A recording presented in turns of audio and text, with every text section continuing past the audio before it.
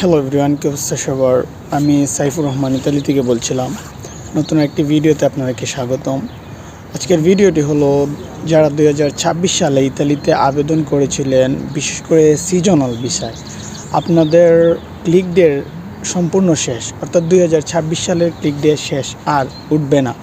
তবে বিভিন্ন resource centre বা বিভিন্ন জায়গা থেকে তথ্য পাওয়া যাচ্ছে, যারা 2026 সালে সিজনাল ট্যুরিজম এবং এগ্রিকালচার ভিসা আবেদন করেছিলেন, আপনাদের ক্ষেত্রে আরেকটি ক্লিক ডে দেওয়ার সম্ভাবনা আছে।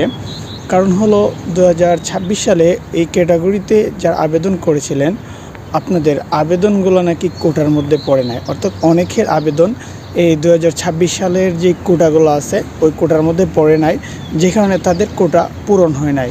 তো ইতালি সরকার জানিয়েছে, যদিও খবরটা এখনও শিওর না যে দিতেই পারে ক্লিক ডে, তবে এটা জানিয়েছে যে যেহেতু কোটা পূরণ হয় নাই, সুতরাং 2026 সালে আরেকটি ক্লিক ডে দেওয়ার সম্ভাবনা আছে।